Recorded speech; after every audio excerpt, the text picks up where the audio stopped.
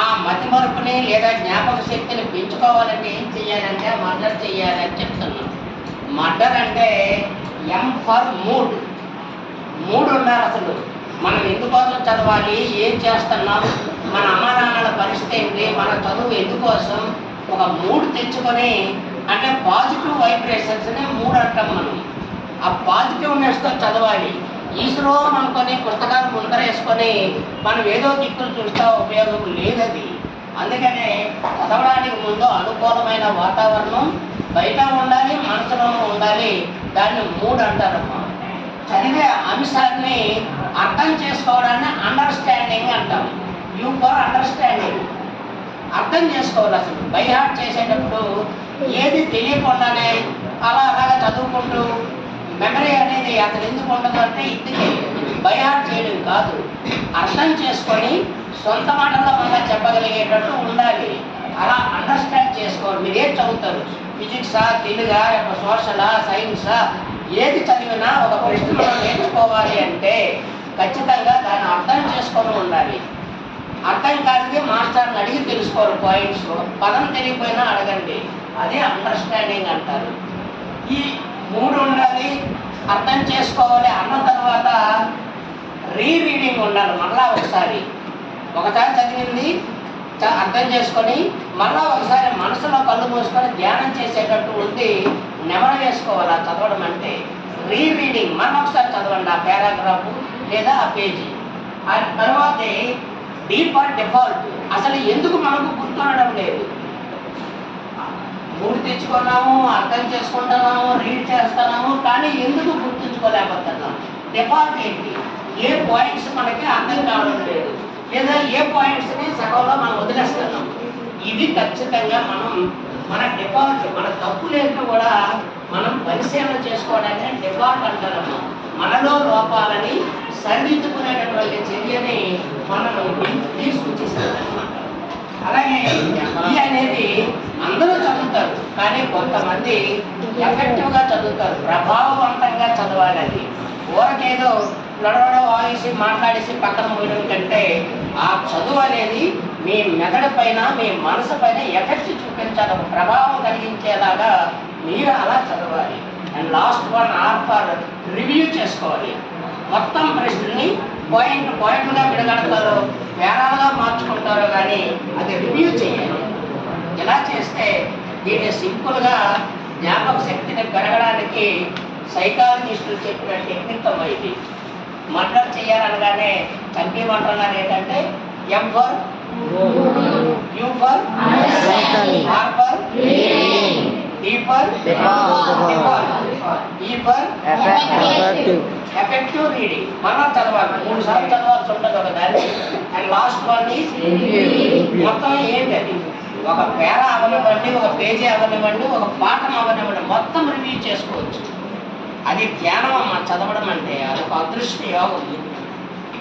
మనం వచ్చినటువంటి ప్రశ్నని కళ్ళు మూసుకొని ఒకసారి మనసులో నెమరు వేయండి. అది మీరు 10 times చదివిన దానికంటే ఎక్కువ ఎఫెక్ట్ చూపిస్తుంది ఇది. అలాగే ఇక్కడ మీకు ఒక మాట చెప్పాను, అది ఏంటి చదవటమ్మా?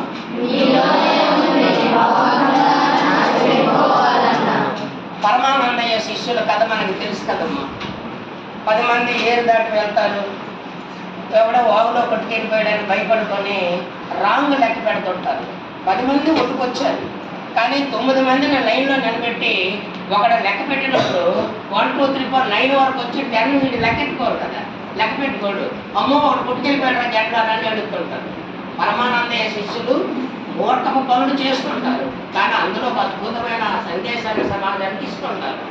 మరి ఈ చిన్న కథలో నా అర్థం ఏంటంటే, ఎవడు లెక్క పెట్టినా 9 లెక్కెడుతుంటారు, వాడు లెక్కేసుకోడు. గురువుగారు చెప్తారు, ఒరే మీరు ఎవడో కొట్టుకెళ్ళిపోయాడని వాగులో వెతుకుతున్నారా, వెతుకుతున్నది మీలోనే ఉందిరా, మీరు కూడా ఆయన కూడా కలిగి లెక్క పెట్టుకోవాలి. ఏదైనా సరమ్మా మనలోనే ఉంటుందమ్మా. మీ పేరెంట్స్ నుంచి 10% వస్తుంది మీకు శక్తి, ఒక 10% స్టూడెంట్స్ నుంచి, పరిసరాల నుంచి వస్తుంది, ఒక 10% మా మాస్టర్ వాళ్ళు మీరు నేర్చుకుంటారు. కానీ 70% మీరే హీరోలు, మీలోనే ఉంటుంది. అదంతా బాగుపడాలన్నా చెడిపోవాలన్నా మీకు మీరే చేసుకుంటారు. అది రోల్ మోడల్ అని మాస్టర్ చెప్పారు. నిజంగా ఎంత గొప్పది. మీరు అబ్దుల్ కలాంలో రోల్ మోడల్ చేసి చూడండి. మనలాగే గ్రామీణ ప్రాంతంలో నుంచి పుట్టి కిరాణా పొట్లాలు కట్టి సైకిల్ మీద న్యూస్ పేపర్లు అమ్మి చివరికి రాష్ట్రపతి వరకు ఎదిగాడు. మరి మనం ఏం చేస్తాం? ఆ బ్యాక్ బెంచ్లో కూర్చొని ఆ పక్కనుండో చిన్న చిన్న దొరలు చేస్తూ డిస్టర్బ్ చేస్తాం కదా. మరి ఆ పాటి సంస్కారం కూడా లేకపోతే ఎట్లారా? అందుకే మీరు బాగుపడాలన్నా చెడిపోవాలన్నా మీరే కారణం, మీకు మీరే కారణం, ఎవరు కాదు. మాస్టర్లు చెప్తాం, చదవాలన్నా మీరే, ఆడుకొని లైఫ్ను పాడు చేసుకోవాలన్నా మీరే. అంతేనా కాదా? మీలోనే శక్తి ఉంది. అది ఉపయోగించుకున్నవాడు అద్భుతమైన స్థితికి వెళ్తాడు, లేనివాడు అధపాతాళానికి వెళ్ళిపోతాడు. 10th క్లాసే ఫైనల్ పెట్టి మీకు నన్ను అడిగితే ఇక్కడి నుంచి మీరు జీవితంలో పరుగులు పెట్టాలి. ఆ కెరీర్ గైడెన్స్లో కొన్ని ఉంటాయి. అంటే ఎంపీసీ తీస్తారా, బైపీసీ తీస్తారా, ఇంకేదైనా సబ్జెక్టు మారుతారా, దీని మీదనే మీ కెరీర్ అంతా ఆధారపడి ఉంటుంది అన్నమాట. దానికి కావలసినటువంటి ఒక గోల్, ఒక వ్యూహం. నేను ఇంజనీర్ అవ్వాలి. ఇంజనీర్ అవ్వాలంటే సాఫ్ట్వేర్ ఇంజనీరా, మెకానికల్ ఇంజనీరా, లేదా ఇంకొకట, అలా కూడా గోల్ రెడీగా ఉండాలి మీ దగ్గర. ఎలక్ట్రికల్ ఇంజనీర్ అవుతారా, సివిల్ ఇంజనీర్ అవుతారా, గోల్ ఖచ్చితంగా ఉండాలమ్మా. ఒకవేళ బైపీసీ తీసుకుంటే డాక్టర్ అవుతారా, లేదంటే బీఎస్సీ నర్సింగ్ చేస్తారా, ఫిజియోథెరపీ చేస్తారా, కోర్సుల వివరాలు కూడా మీరు ఖచ్చితంగా గోల్ పెట్టుకొని చేయాలి. ఆ గోల్ సెట్టింగ్ అనేది మనిషికి చాలా ప్రాముఖ్యత ఉంటుంది. అసలు ఏ గోలు లేదు అని ఊరక గోల పెడుతూ కూర్చుంటే మీరు ఇలాగే ఉంటారు. చదివినోడు మాత్రం పైకి వెళ్ళిపోతాడు. నేను ఎన్నోసార్లు సరదాగా మీకు అంటాను కదా, కారులోని వస్తారా, మీరు అక్కడ చెప్పులు కుట్టుకుంటారా అంటే వారి స్థాయి వేరు, మీ స్థాయి వేరు అని. సో ఏదైనా ఒక మంచి ఆలోచన చేయండి, డిస్టర్బెన్స్ చేయకండి. కులాల పేరుతో, మతాల పేరుతో దయచేసి మీలో మీరు కలహించుకోకండి. దయచేసి రిక్వెస్ట్ చేస్తున్న మేషాలందరూ తరపు నుంచి కూడా. కానీ ఎట్టి పరిస్థితుల్లో క్యాస్ట్ ఫీలింగ్తో కానీ, ఆ మతం ఫీలింగ్తో కానీ దయచేసి ప్రవర్తించకండి. అలా ప్రవర్తిస్తే మనకి జంతువులు తేడానే లేదు. గుర్తించండి అది.